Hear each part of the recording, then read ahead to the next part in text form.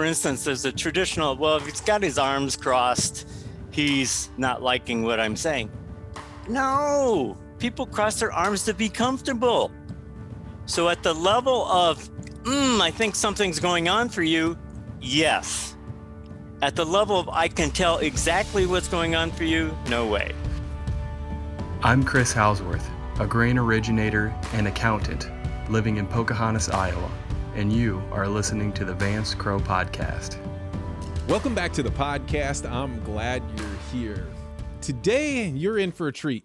You are about to watch me interview a person that is a master of communications whose skill far exceeds mine. His name is Paul Axtell, and he is a very interesting guy. I had no idea when this conversation started where it would go, and in fact, I was giving Ben a hard time. I was like, we're going to talk to a person about conversations. This is like asking a comedian to talk about jokes. It's generally not that funny. But I was shocked. Not only do Paul and I have a surprising amount in common, but Paul thinks about communication differently than I do. And in fact, you'll see a few places where we collide. And longtime listeners of the podcast are going to hear Paul say things that I don't agree with, but we end up having a back and forth that I think both of us came away learning a lot. This is a fantastic conversation. I loved it. And we're going to get to it in just a second. But as you know, we don't have sponsors of the podcast. Instead, I talk about some of the projects we're working on that might be something that you'd be interested in. Lately, I have been talking about the private interviews that I've been doing. And in fact, we've continued to do these well after Christmas. I started the private interviews as a way to give people that wanted to have their parents or their grandparents capture their stories, a way to be able to say, what are the values that we have? How did you and mom meet? Where did that uncle come from? What do all these stories that we have in our background, what do they all mean? And I thought I was just going to do it during Christmas time, but it was so popular and it was such an enriching experience for me. I was so gratified by it that we've continued it. So if you're interested in doing one of these interviews, you can do it for yourself and save it for your kids or for your family, or you can do it for as a gift for a grandparent or a parent or even a child if you want to capture them as a young person. Then head to store.articulate.ventures, and there you can purchase the private conversation and we can get it scheduled and make it happen. This is an amazing experience, and I hope you'll take me up on this. The other thing is, as coronavirus has continued, people are now starting to buy a lot of these telepresence classes. So a few months ago when coronavirus hit, I decided to put together a class on how do you make yourself look and sound as good as you possibly can when you're on these video calls. And I think a lot of people were kind of waiting around, or they thought, well, this will kind of go away. But now that people are realizing, hey, we're definitely in for another 6 months, maybe another year, and really the world has changed. I'm going to have to do a lot more of these on video. They're finding this class, Telepresence Basic, to be really interesting. So if you're interested in learning how to set up your camera, your microphone, your lighting, and not actually spend a bunch of money on equipment, but use what you have to make yourselves look and sound great, then go to the store.articulate.ventures and check out the Telepresence class.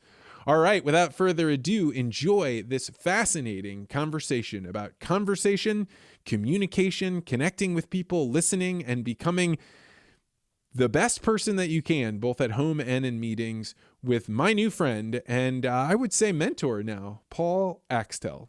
Paul Axtell, welcome to the podcast. Well, thank you. So you have an expertise in something that is akin to asking a comedian to be funny, which is you have an expertise in conversations, and we're about to have a conversation. When this happens, do you feel pressure to put on the best conversation you've ever had? No, I've never thought about that. I actually do like having a great conversation lined up in the morning. I think it puts you into kind of a positive mode, a possibility mode.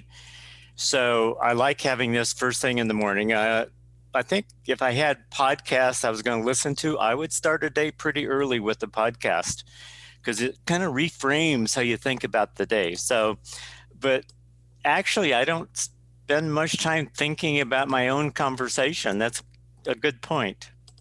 So just so everybody has kind of a basis, you are an expert in conversation. You've written a book on it. I think you go around the country and teach about it. How does one stumble into a world where they become somebody that can teach people how to have better conversations? Stumble is a good word for it. Well, I'm a chemical engineer by training, born and raised in South Dakota. And I went to work for Monsanto. So I worked for a Monsanto company for 25 years. I'm a manufacturing person, engineering person.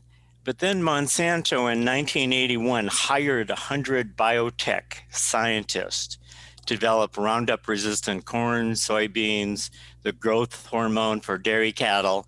So Monsanto went out and hired these university scientists.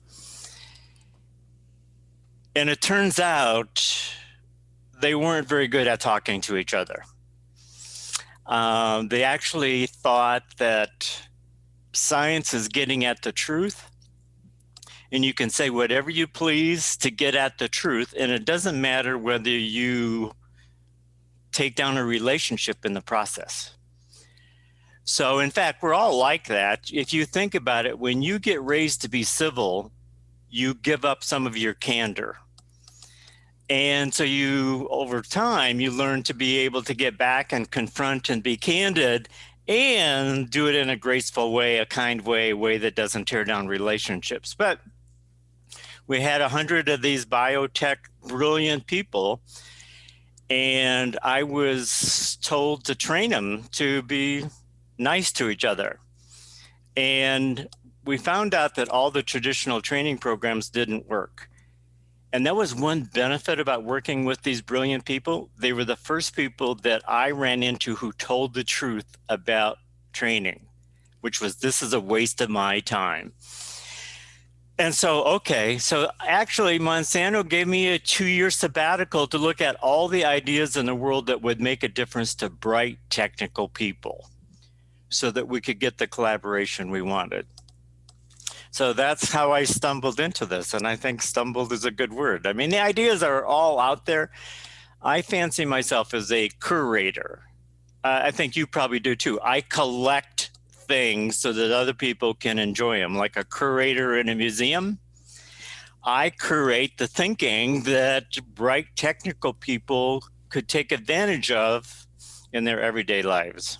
So to the listener, they are not going to believe this, but I actually had literally no idea that you work for Monsanto. I, too, worked for Monsanto and did somewhat similar work than what you did. I became the director of millennial engagement for Monsanto, and my job was to figure out if people out in the world believe that you are truly evil, what is it that you can say to them to even engender a conversation to be able to start talking about things that are that can at least open up the door to saying the way that you perceive things are right now may not be exactly accurate. But I literally had no idea. So you were in the era of Rob Fraley bringing in scientists like Fred Perlak and Doug Sammons. These are all very, very close friends of mine. Yeah, we'll say hello to Rob. Yeah, it was kind of interesting. I was there at the time when the whole debate about biotech was going on.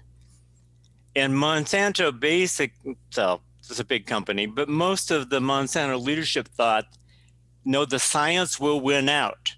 If we just show people the science, that will convince them that this is okay. Well, we've learned dramatically that that doesn't matter. The facts doesn't matter. It's what kind of story are you putting out there? So, yeah, absolutely. What did you discover on your 2-year sabbatical? Did you come to them and say, I want to go on a 2-year sabbatical, or did they come to you and say, get out of here for 2 years? Well, I'm not sure I remember. I actually was hired I worked for Ernie Jaworski, who hired Rob Fraley. And actually, Ernie was one of my dear friends. He's passed away now. But I started coaching. I got interested in coaching, and Ernie was one of the first people I was told to coach, because Ernie was too candid with all the business people. And so I remember walking into his office, and he said, okay, Paul, where shall we start? And I said, well, Ernie, I think the starting place is I'm scared to death of you because you are so candid, so confrontive, and I wasn't raised to handle that. So let's just start there. I'm scared to death of you. So, and we became fast friends. So Ernie was working on his own interpersonal skills, and then he actually asked me to coach the Rob Fraley's, the Gwen Creevy's, that group of 7 that kind of were the key managers, because we were taking the Rob Fraley's a year out of the university and giving them 200 people. And traditionally, in a big organization, maybe after 5 years, you get to supervise 5, and then after 10 years, you get to manage 20. So, but basically, I said, I don't know the answer to this, but I'll figure it out. And so I took every course I could find. I brought in every consultant that I could find. I didn't care how far out they were, like Sufi stories, whatever it was, Enneagram, anything that I could run into that would broaden my way of thinking. And then what I'm really good at is I'm really good at repackaging. So the ideas are out there. I mean, the ideas are in the Bible. The ideas are in country western song. The ideas are in Sufi stories. The question is, can you present them in a way that everyday people can get it and say, gosh, that's interesting. And in fact, I'm very interested in common sense ideas, practical ideas, but they're not used. So you take one very simple one. You want to make a difference. You want to execute projects, give your word and keep it. That is it. You commit to a specific thing in time and then you deliver. And you will stand out because not many people are.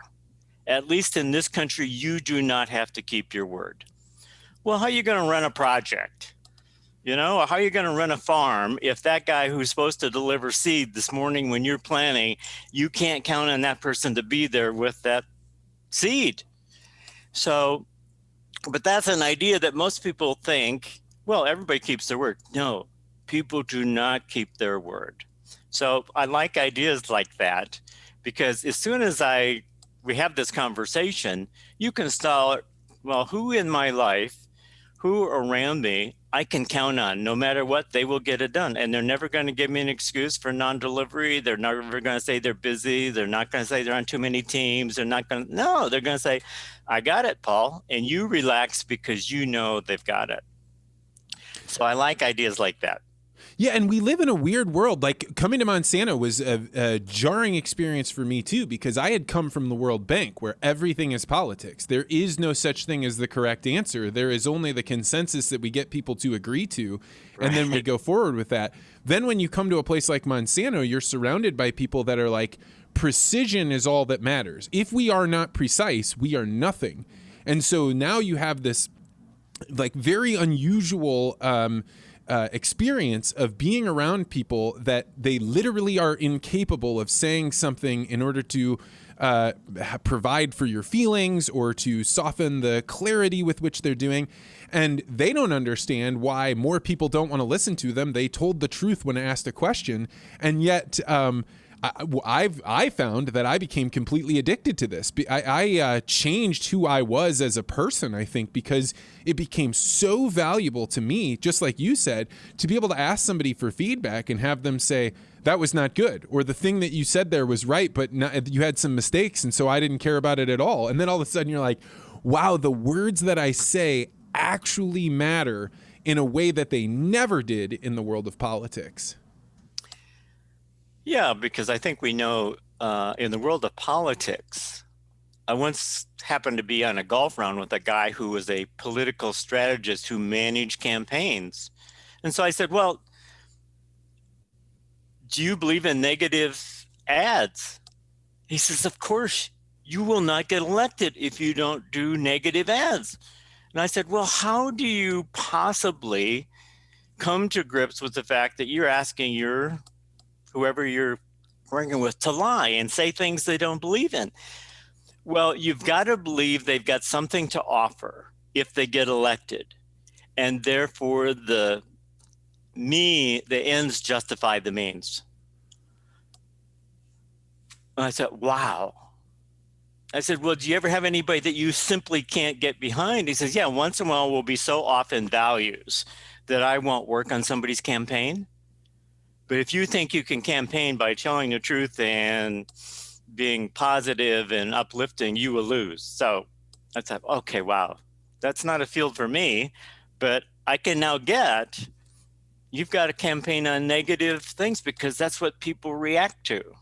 So how far did this carry you? You're at Monsanto, you're helping people figure out conversations. Do you feel like it was effective? Well, I think yes. I left because Monsanto went through a downsizing. And I had a couple of very top people. Bob Barra was the head of personnel at that time. I was kind of friends with Dick Mahoney. So they both retired. So I kind of lost the relationship that I remember one time when I first started doing these courses, I wasn't very good at getting the ideas across, and it created a lot of mischief and people were pushing back on it. And so Bob Barra called me into his office and I figured I was going to get shut down. And he says, Paul, do you realize I'm getting complaints about these courses you're leading? And I said, yeah, probably are. He says, well, don't worry about it. If you weren't controversial, you wouldn't be making a difference. I got your back. And that's kind of the way life is, you know, if you don't have some relationship that's got your back, it's pretty hard to keep going. But I left because those relationships left. And then it was kind of interesting. John Deere came to Monsanto. It was a great story. They had heard about my work about changing the culture on project teams. And so they came to Monsanto, and I remember the woman from John Deere, her name was Cindy Officer, was the head of research and the head of engineering, and me and this woman, Cindy Officer. And she just started with, let's just be real clear here. I want you to give me a week of Paul's time. We've got a new tractor coming up, was the 8000 series row crop tractor called Scimitar. It takes 7 years to develop a new platform. We want to get it down to 4 years. We've heard this guy can do it. We want you to give us a week of his time. And the head of engineering, he was an old, rough guy. He says, well, number one, I'll say yes if you agree to interview me for a job, because I want you to come work here. I've never seen anybody who walked in and asked for what they wanted. And he said, but it's basically up to Paul. So we'll agree if Paul agrees. She slid her booklet over to me and says, please write down your phone number, a time tomorrow when I call you, and tell me what questions I've got to answer for you to say yes. And the next day I agreed to go do this course for John Deere. So I had a number of clients like that. At the same time, Mahoney for Monsanto got onto a kick where he wanted 8 to 15% returns instead of 5% returns. He's thinking, well, I can get 5% in a bank, folks, so I want pharmaceutical returns. So here's what we're going to do. In 5 years, if your business isn't making 8 to 15%, I will divest it. I will sell you. And they came back, the business unit said, yeah, but you've got all this overhead that we're paying for. He said, okay, tell you what, I will remove 90% of the overhead. And if you want it in your unit, fine. Otherwise, I'm cutting it.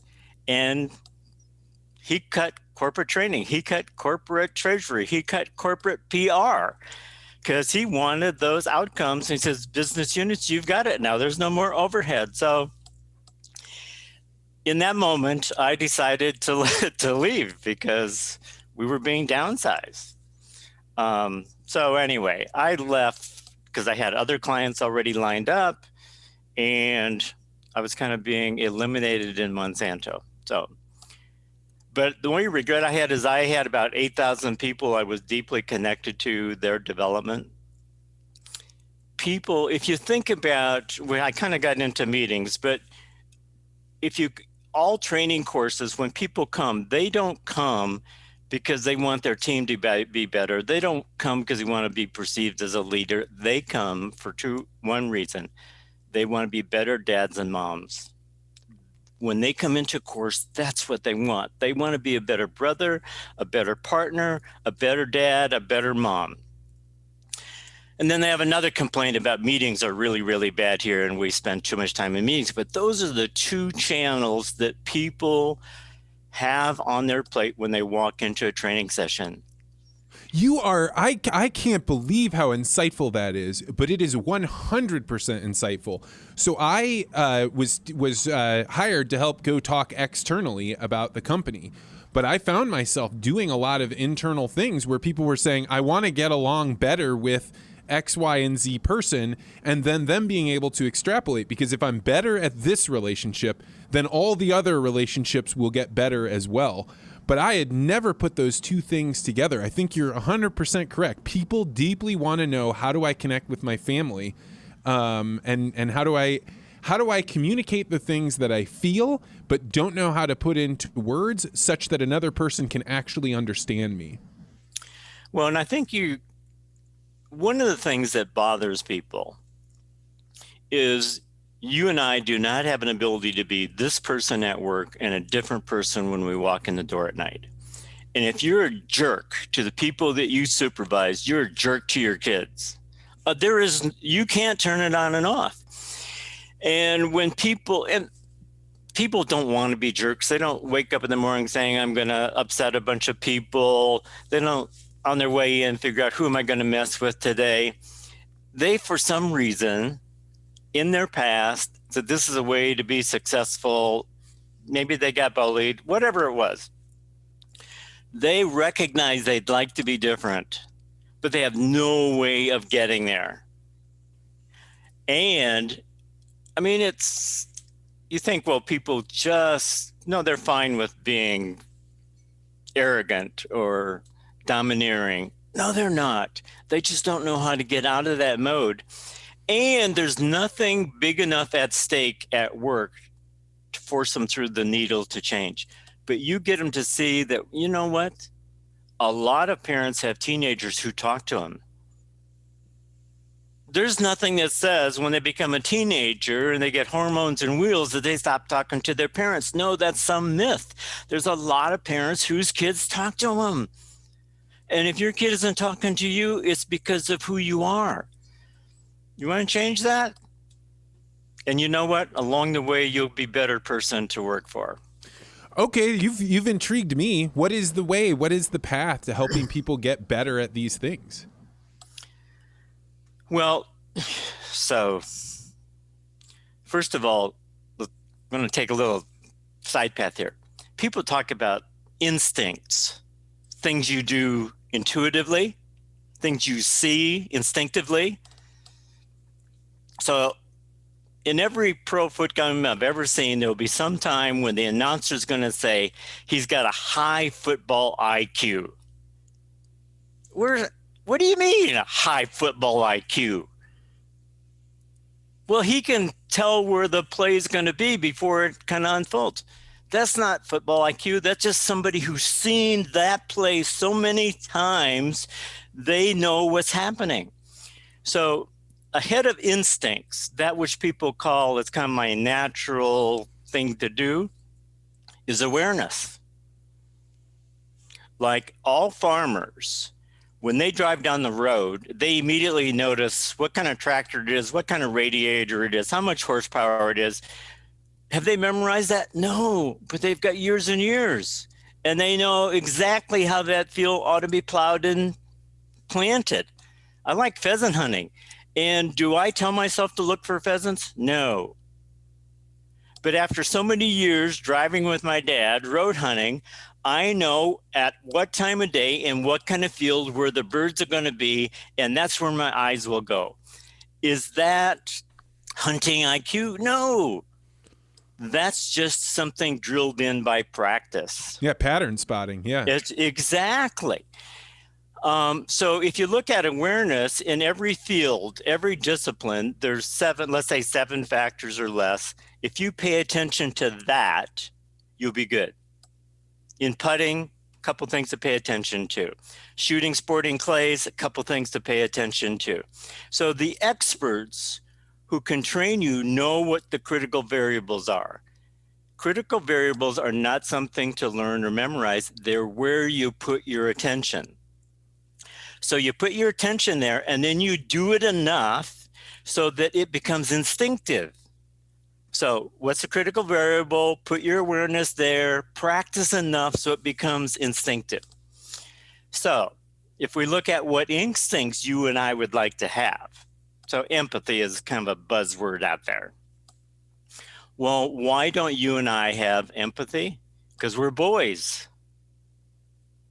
You raise little boys to play and compete. There's no empathy involved in competing. None at all. We use warlike language to teach football. There's no empathy in warlike language. Kill, smash them, hit them, crush them. You're a coward if you don't hit that guy hard. Well, so empathy is something a lot of guys are short on. Where does empathy come from? It comes from most little girls are raised to care and train.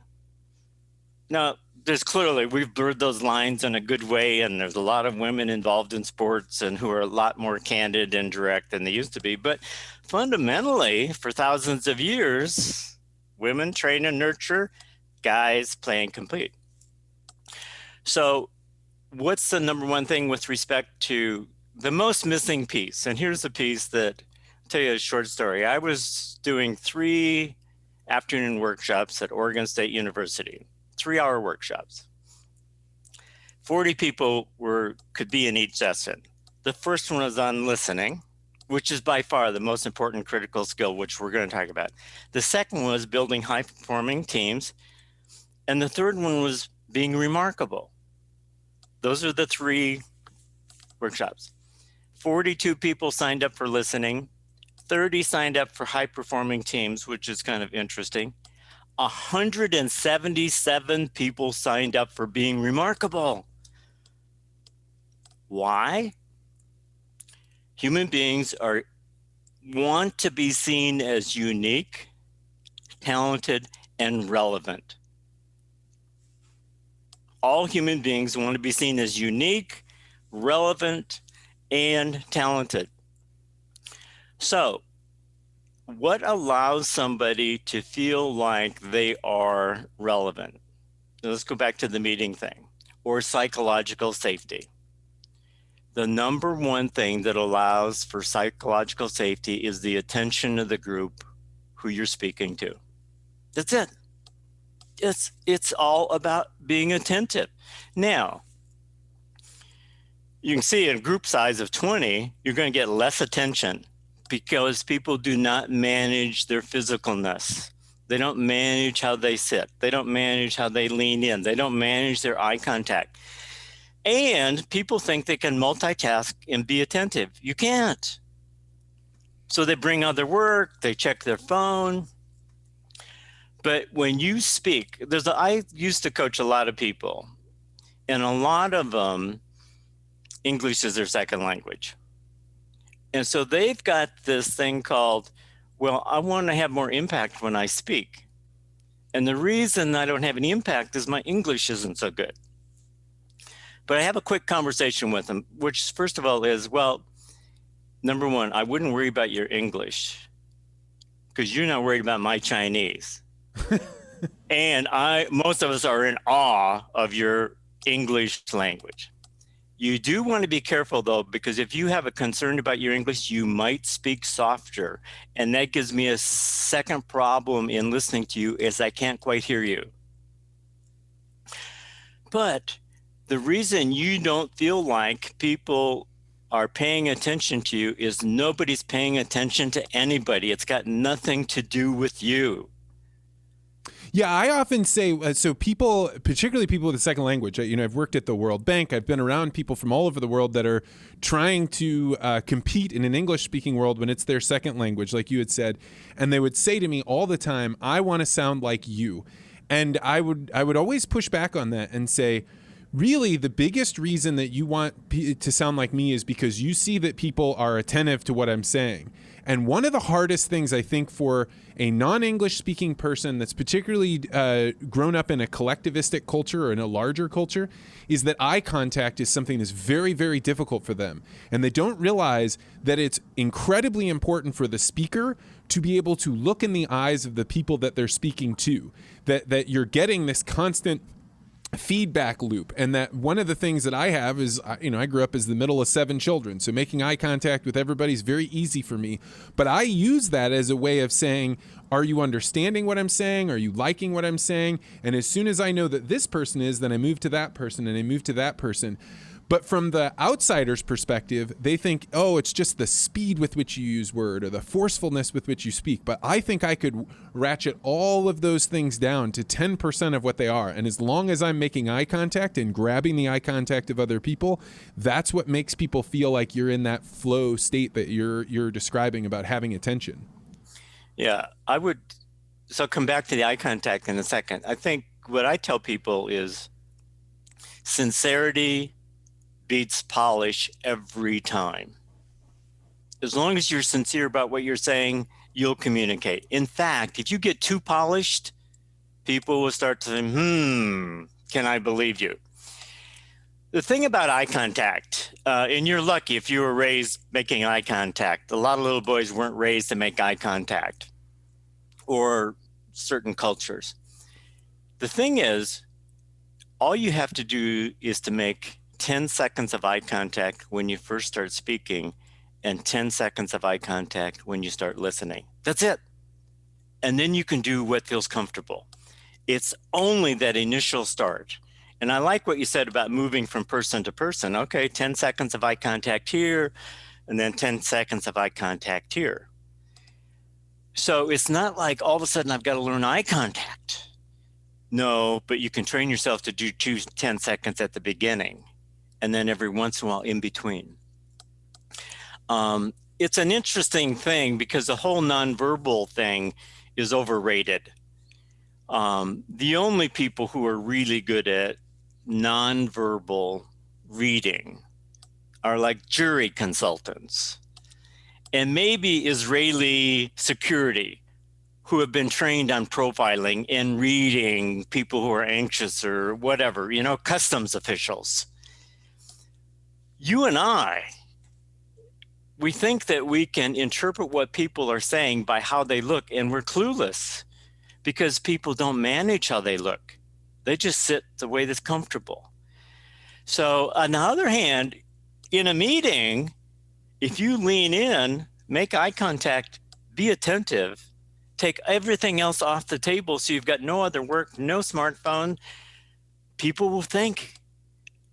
So here's the thing. Attention is equated with caring. If you pay attention to me, I make up you care. And once you make up that I care, I feel safe with you. So absolutely, eye contact. I 100% agree on your attention thing. I would push back on your nonverbals. I think that there is a huge amount that you gather from the way that people sit, and maybe that is the function that you're talking about. Maybe you're just gauging whether or not they're attentive or not. But I find that, for example, the mask culture that we have going on right now is extremely unsettling to me. To me, I go to the grocery store or somewhere out in public, and my inability to read the facial emotions of people, which we were evolved to do. We're able to read facial expressions before we learn language.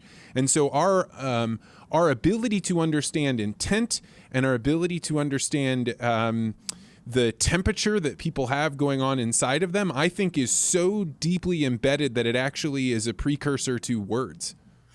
Well, I agree with you there. It's called structural language.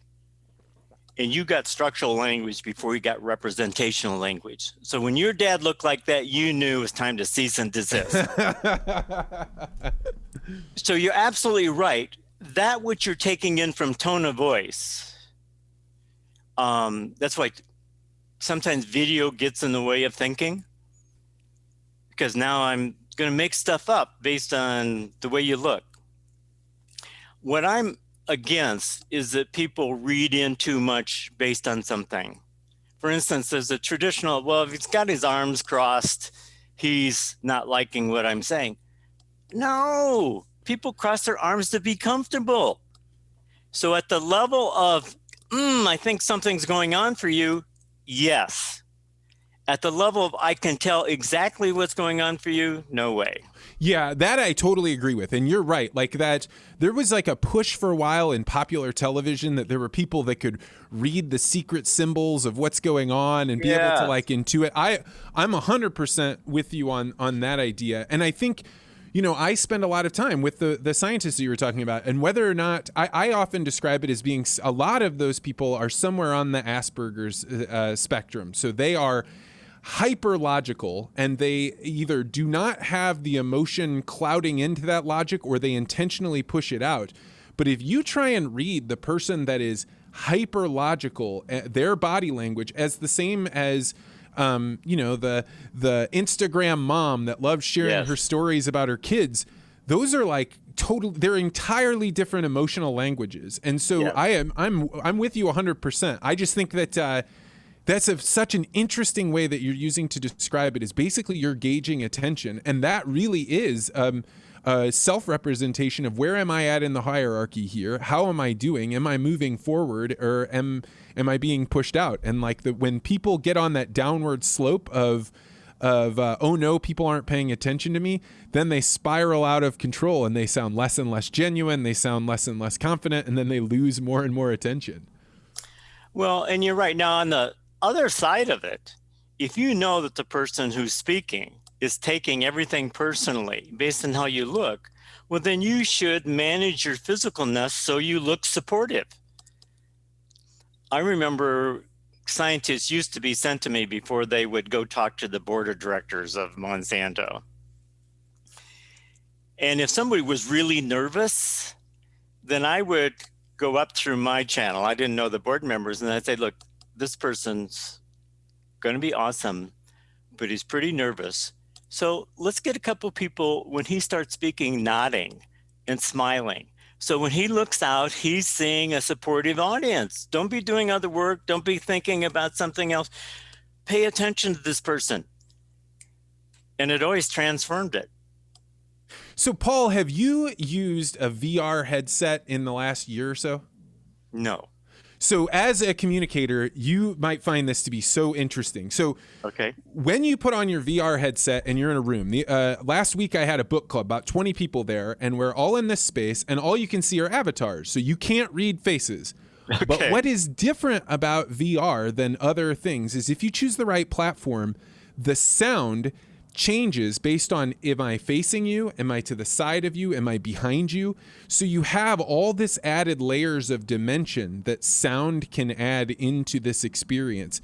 And one of the things that I realized about a quarter of the way into the book club, I would not have thought of this had you not brought this up, is one of the things that happens with your avatar is if you're in the VR headset, it responds to your movement. So if you start nodding your head, yes, like this, you watch other people get more confident about what they're doing because they can see, this person is there. They're acknowledging what I'm doing, and I can feel confident. Even though you can't see their face, you can see this this positive reaction, and it creates a loop of positivity. Yeah, I did a training class, which was only an hour, a couple of weeks ago. And because of bandwidth, they couldn't turn on their videos. So I had like 30 people there. And in the beginning, I thought, wow, I'm not going to be able to connect with this audience. I can't use any gestures. I'm not going to know how they're doing. It wasn't long before I thought, this is really nice, because I'm not distracted by all the distracting behavior that's out there.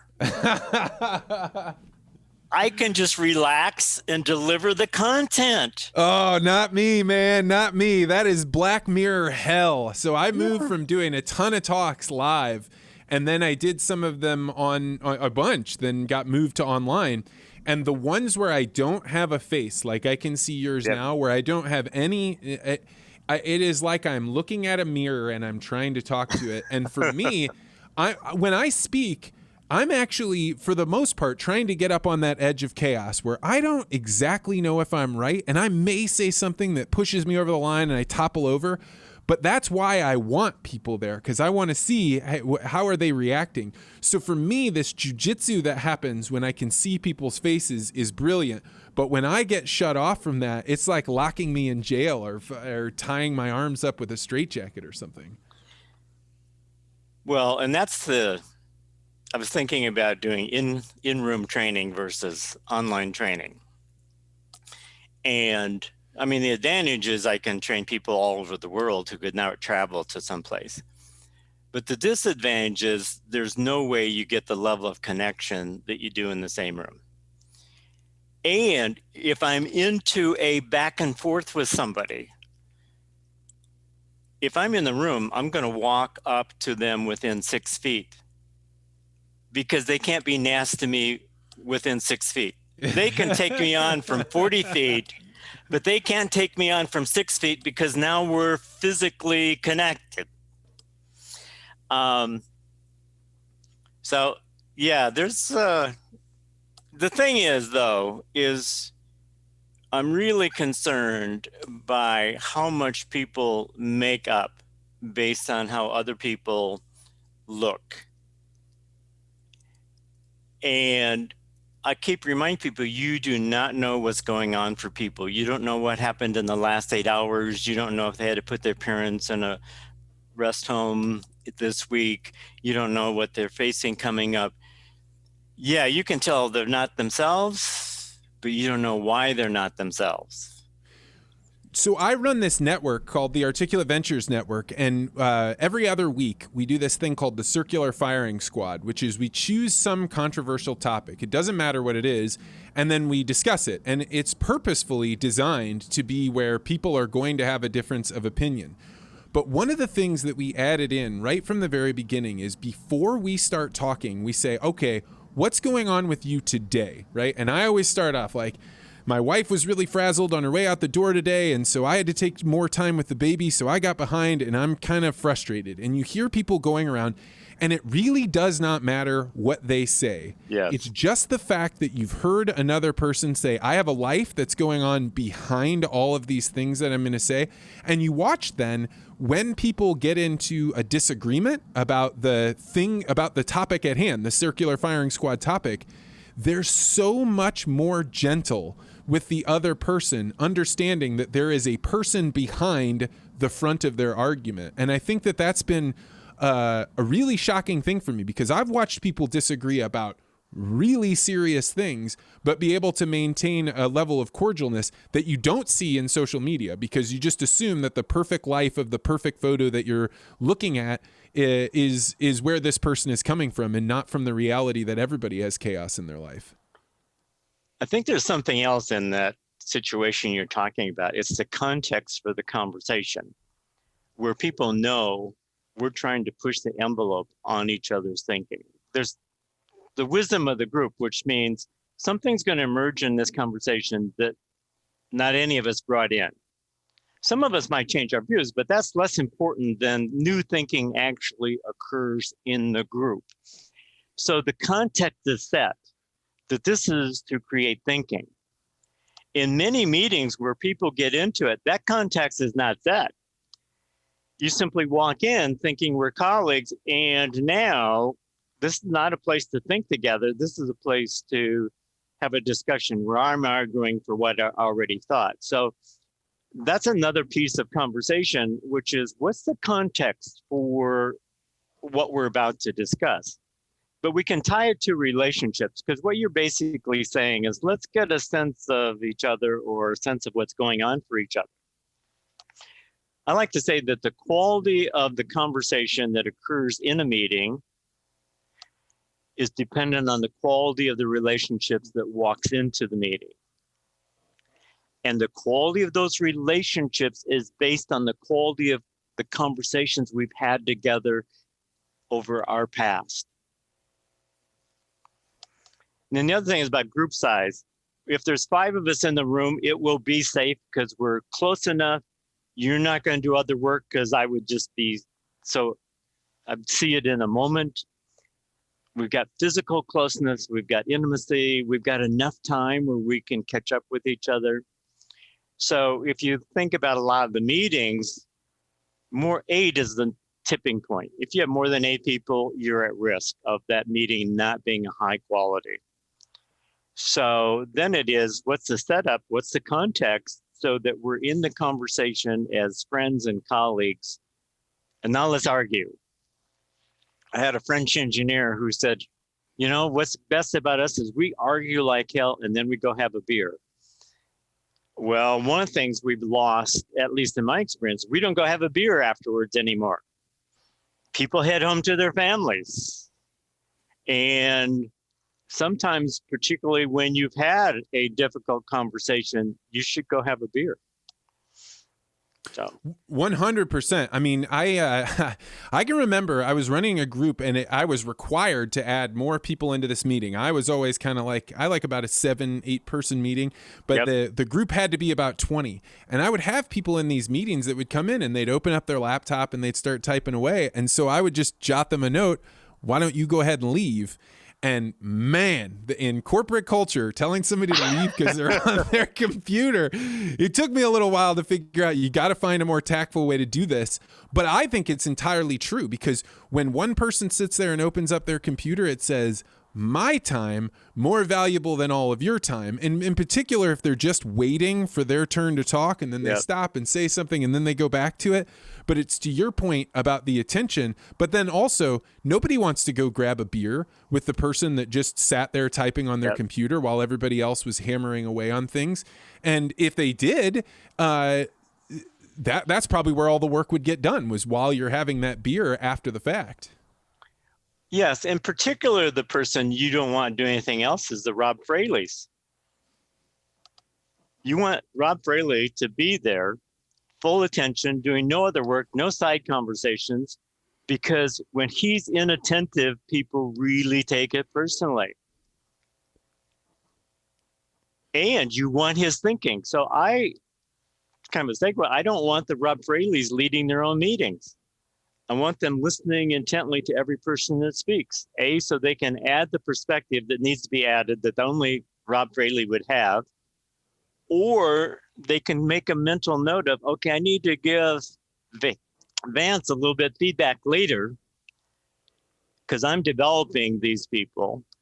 And then they need to be able to say, here's what I'm taking away from the conversation, because people always want to know what the top person is taking away from the conversation, which is another missing piece. We kind of talked about ideas. It's rare that anybody says, I appreciate the time we had together. Here's where I'm taking away from our conversation. I've only seen one person do this in my whole life. He's a client at Oregon State University. His name is Gwill. And if you go to coffee with Gwill, at the end of coffee, he's going to say, Paul, thank you for making time for me. I know you're busy. Here's a couple of things I'm taking away from our time together today. And he's going to tell you very specific things that he's taking away from the conversation.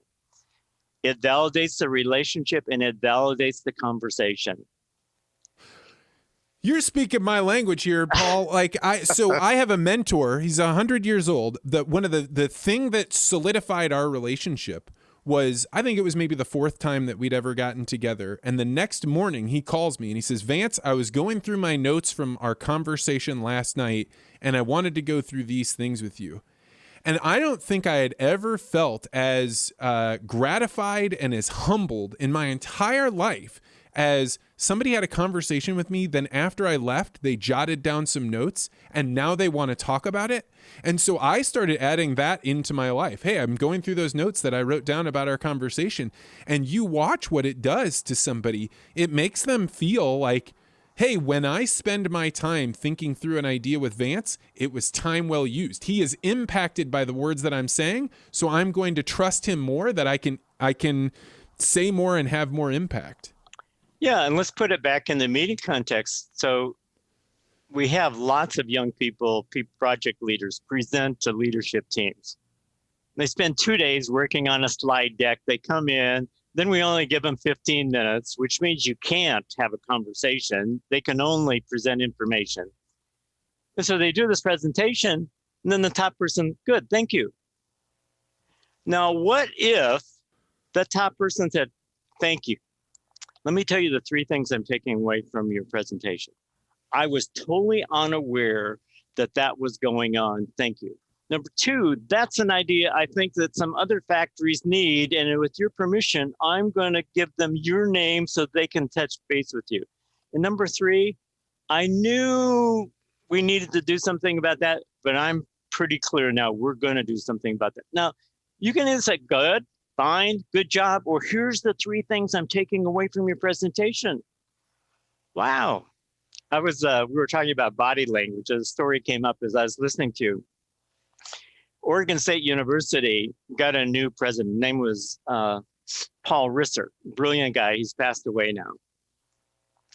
And I was asked to lead the leadership team, about 30 people. And I'd not met Dr. Risser before. And I'm up at the front of the table, and Dr. Risser is sitting right to my left. So we start going through setting up the meeting and the agenda. And I finally said, group, I'm sorry, I need to have a quick conversation with the president here. I said, Dr. Risser, every time I look over at you, it looks like you don't like what I'm saying and that I'm not doing this well. And I can no longer think, because every time I see you, it's like, he says, Paul, first of all, this is how I look when I'm thinking. And if I have a problem with what you're saying, I will tell you. We're good. Well, I said, okay, good, great. And then the group said, we've been worrying about this guy for 6 months because he always looks like that, but none of us ever said, Paul, are you upset? Are you not liking it? So this whole thing about body language can be misleading unless I can check with you. Oh, 100%. That's another big skill that I developed probably at Monsanto, which was to check, hey, it looks like you are not in agreement with what I'm saying. Is that right? And they'll be like, oh, no, I was just thinking. That's just, yeah. And I mean, like my wife is an aerospace engineer, right? Her face is serious almost at all times. And so it took me a long time of saying like, hey, I'm going to check in with you. And then all of a sudden, and you see it, like she's embarrassed, right? She's embarrassed that like, oh, I didn't mean to send that signal. Was I sending that to other people? But it's a great skill. And I have never had anyone be upset at me because I checked in with what I was observing. And you maybe think at first this is going to be something that's going to upset them, but everybody's like, oh no, this is a chance for me to now be more specific about what it is that I'm interpreting, and I'm happy to share it. Yeah, it reminds me of another story. I was working with, it was for a John Deere place, and there's a bunch of welders up in North Dakota. They weld some kinds of things. And on the first day of class, I got this question I never had before in my life. It says, Paul, what do you think about smiling? There's this great big old burly guy. What do you think about smiling? And I said, well, I think that's a good thing. I think people like to be around people who smile. And it kind of ended there. Next question. The next day, Paul, you never really answered that question about smiling, whether we should do it or not. And I said, well, okay, now where's this coming from? Because I've taught this class for 35 years, and then 30,000 people nobody's ever asked me about smiling before. Well, we're taking a Dale Carnegie course, and they're telling us we've got to work on smiling more. I said, well, here's the problem. If you're 4 years old and you're a girl and you smile, what do your parents tell you? You're so pretty. And you got a beautiful smile. If you're a little boy and you got a smile on your face, what is your dad going to say? What's wrong with you? What's wrong with you? Take that smirk off your face. What are you up to? So pretty soon there goes smiling. And now you're 45 years old. I don't know if you're going to be having that same ability to smile as if, no, I don't think you should tell a little boy he's got a beautiful smile. I think you should say, hey, I just love it when you smile. I just love it when your face lights up.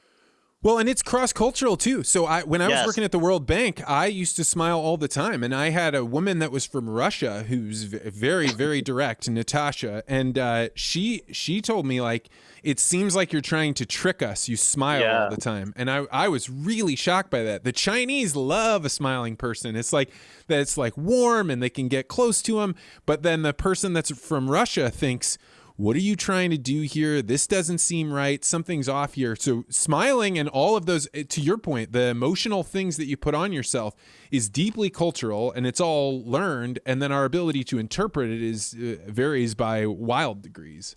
Yeah, good. So anyway, it's a little bit of a sidetrack, but. So Paul, I have a question for you because we have a surprisingly similar skill set. And I think you may actually be one of the only people that I've ever met that is further down the path than I am. And I have to ask you, when you look back on your life, you won't have built buildings, you won't have built tractors, you won't have launched rockets into the air. How are you marking the value that you've put into the world as an ethereal thing? You're talking about teaching people to talk, which as soon as it's out of their mouth, it's gone. Well, good question.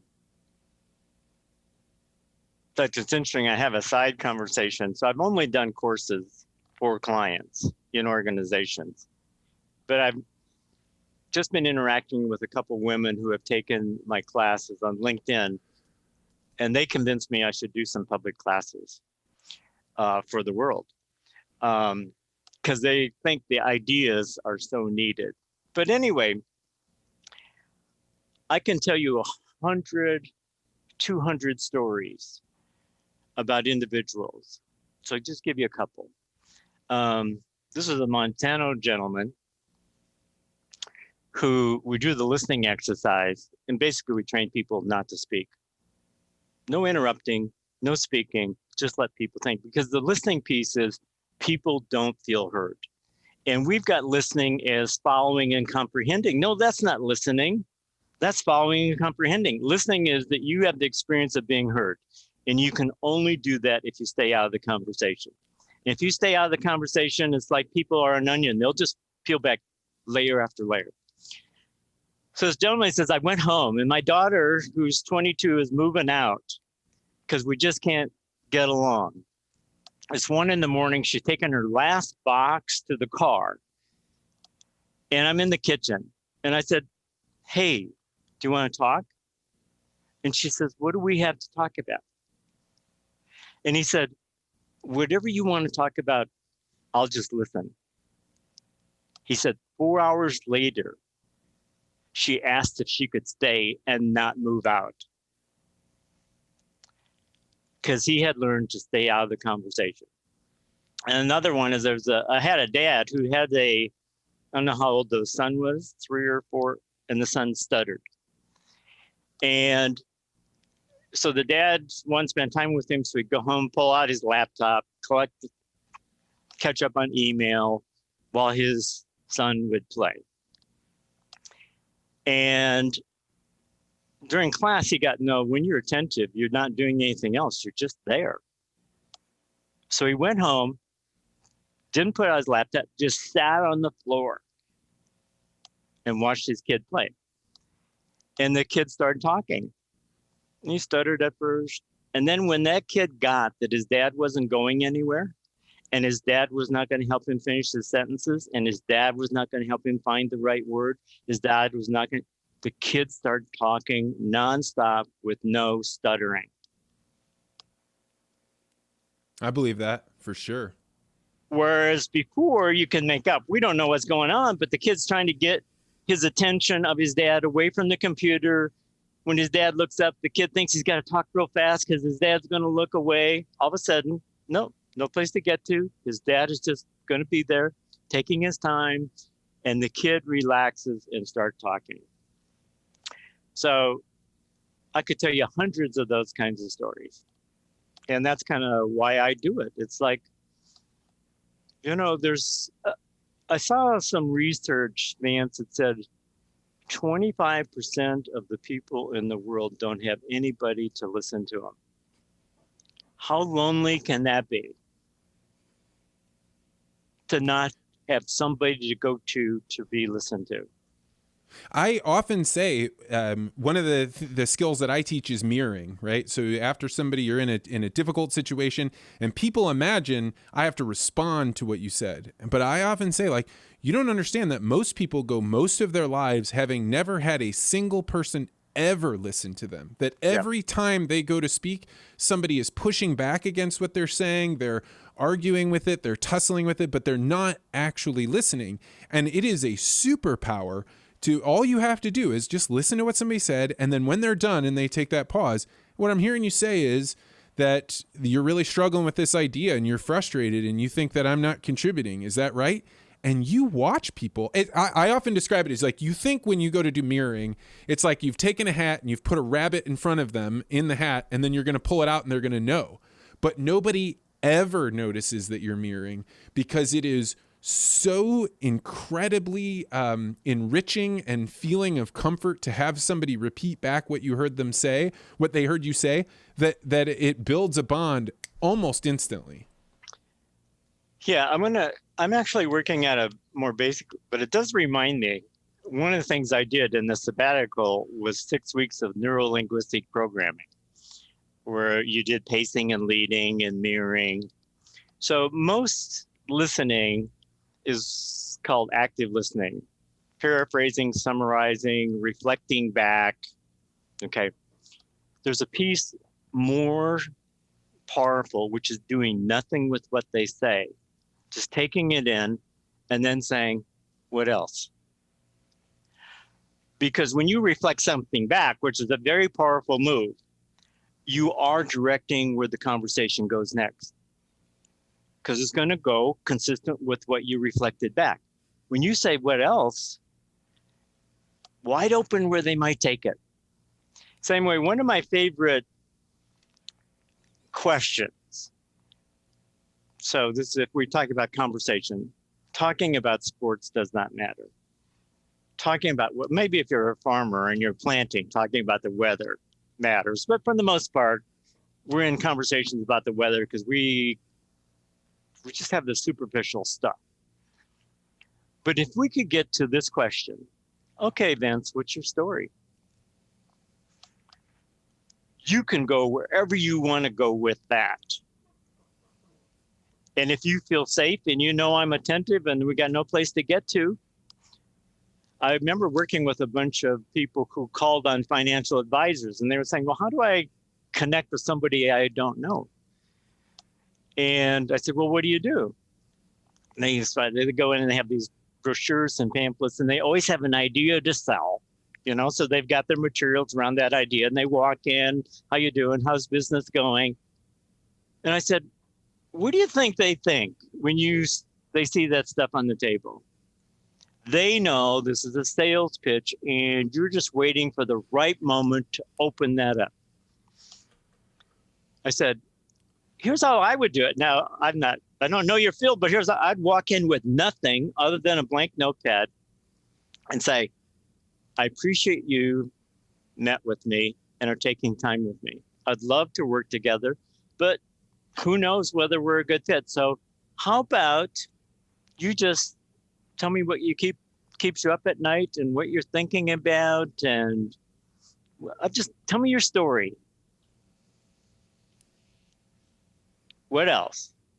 What else?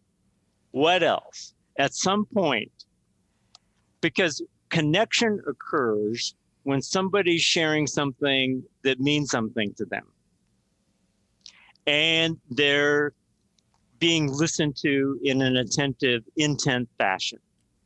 And when you're telling me your story, it matters to you. And if I'm doing nothing else other than taking it in, we will connect. We can talk about football for an hour and not be connected. So But I like the reflective question. That's very, very powerful. But I want people to also have the ability to simply say, okay, what else?